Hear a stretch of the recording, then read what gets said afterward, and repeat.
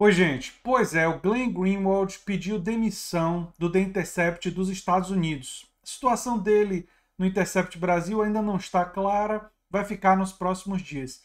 E ele acusou o The Intercept americano de censura, porque ele tinha um artigo crítico de Joe Biden na questão do filho do Joe Biden, e estamos perto da eleição lá nos Estados Unidos, que vai acontecer dia 3 de novembro. Eu vou falar sobre isso nesse vídeo. Também vou hoje lançar um outro vídeo sobre BioShock Infinite e a questão do nacionalismo americano e teocracia nesse jogo. Acho que vai ser uma análise bem interessante, que acho que vocês vão gostar. E hoje à noite, às 7 horas da noite, eu vou fazer uma live com Flávio Ricardo Vassolé, falando da interseção entre literatura e política, e nós vamos falar também sobre outros assuntos, incluindo os cursos que eu pretendo ministrar ano que vem. Então eu acho que vai ser interessante e torço para que vocês todos estejam presentes na live às 7 horas com Flávio Ricardo Vassolé. Mas vamos falar sobre essa situação do Glenn Greenwald.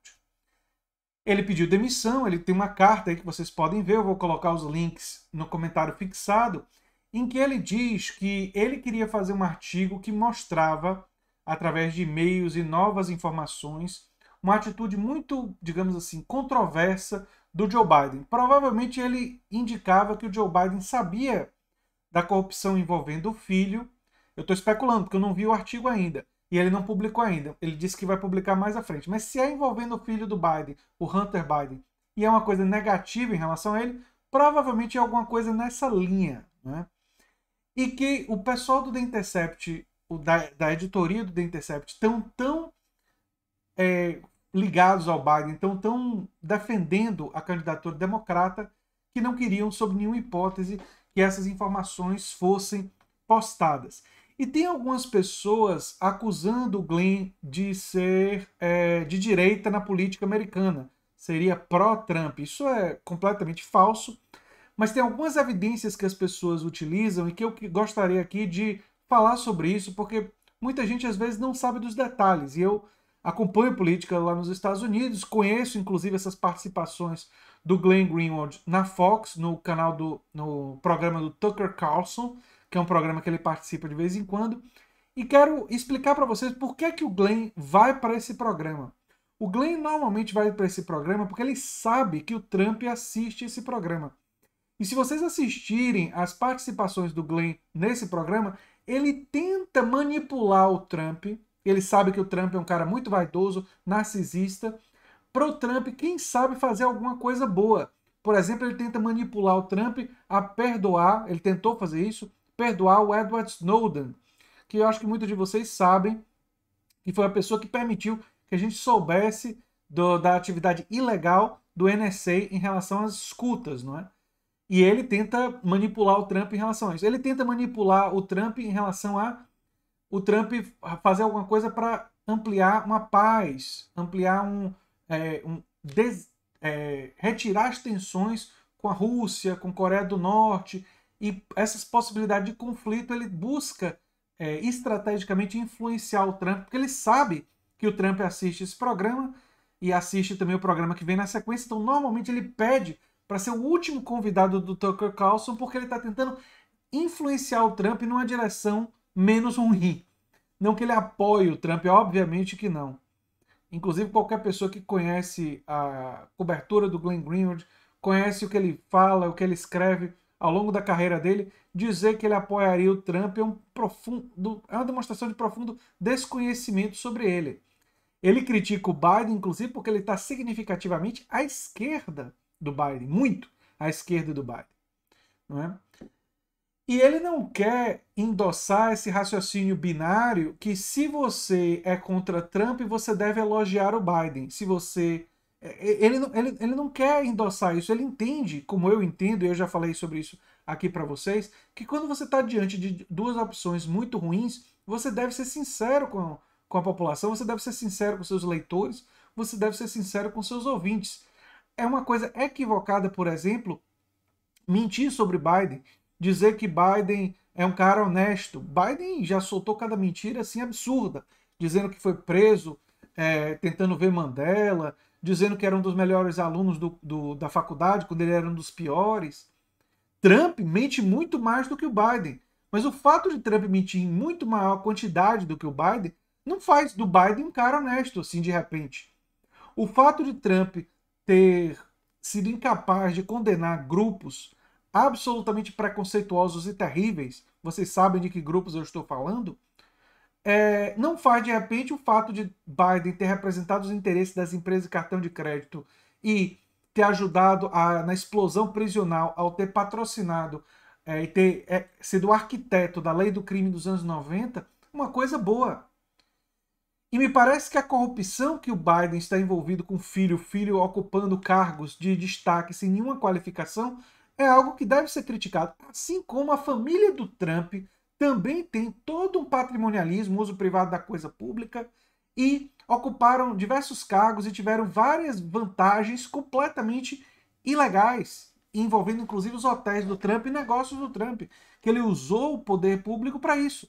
Você não precisa, reparem bem, mentir sobre um nem sobre o outro para reconhecer a realidade. Né? Só que eu acredito no Glenn Greenwald e, nesse caso, acho que o que ele está dizendo é muito mais provável do que o contrário, porque o clima nos Estados Unidos ele está de tal polarização, não de polarização ideológica, porque em muita coisa o Biden e o Trump eles concordam, mas de polarização partidária, que os veículos da mídia que acabam assumindo uma posição pró-Biden, muitos assumiram, como parece ser o caso do The Intercept americano, eles acabam atuando, querendo limitar qualquer tipo de crítica. Eu fico me perguntando, o The Intercept disse que apenas estava editando o artigo e não censurando. Mas que edição foi essa que foi tão forte que fez com que o Glenn pedisse demissão? Né? Não deve ter sido uma edição trivial, deve ter sido, e parece, ter sido uma edição que protege o Biden e o filho dele. Pelo menos foi a sensação que ficou. E nós vamos ter mais clareza disso quando o Glenn publicar o artigo, coisa que ele vai fazer nos próximos dias. Né?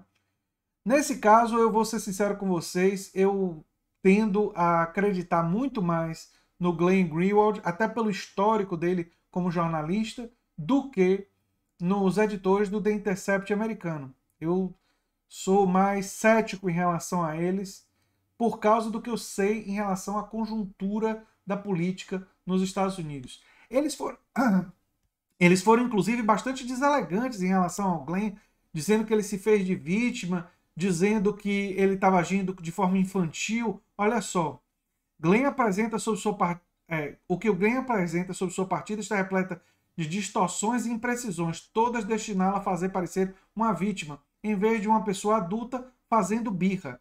É importante deixar claro que nosso objetivo ao editar seu trabalho era garantir que fosse preciso e justo. A dúvida fica no ar, não é? Porque no clima tão perto das eleições nos Estados Unidos, será que é tão difícil imaginar que se os editores do The Intercept estão tão com Biden quanto o Glenn diz, que eles não quisessem que o The Intercept publicasse um artigo crítico do Biden e que poderia ser uma bomba, né? Eu fico pensando em vocês estarem diante de uma prova. Vamos supor que você fosse jornalista e tivesse achado um vídeo que prova a acusação de Tara Reade em relação a Joe Biden, a acusação de violência sexual. Você ficaria com o vídeo guardado, esperaria depois da eleição ou você soltaria antes? O dever do jornalista, se ele quisesse ser ético e responsável com a profissão dele, exigiria que ele soltasse antes. Só que é uma questão, vamos combinar, nesse caso, espinhosa, porque você poderia estar potencialmente ajudando o Trump. Eu até entendo os dois lados dessa questão. Só que, do ponto de vista jornalístico, do ponto de vista humano, a gente pode ver a coisa pelos dois ângulos. Mas do ponto de vista jornalístico da profissão, se o cara quer publicar e está com furo e está com as evidências, ele não permitir que ele publique por causa do impacto político disso, é uma censura. É uma censura por razões políticas. Não é uma censura feita pelo Estado, mas é uma censura feita pelo comitê editorial da revista. Que, aliás, todo comitê editorial tem viés. Todo comitê editorial realiza esse tipo de decisão. E é uma ilusão pensar em ampla liberdade de imprensa quando se trata da imprensa corporativa. A gente está, na verdade, ampliando essa liberdade com redes sociais, com YouTube, com outros mecanismos de divulgar a informação. Porque se você for para uma empresa que tem donos, que tem editores, que tem quem manda, a linha editorial sempre vai definir muita coisa. E assim, essa é simplesmente uma realidade desse tipo de estrutura hierárquica.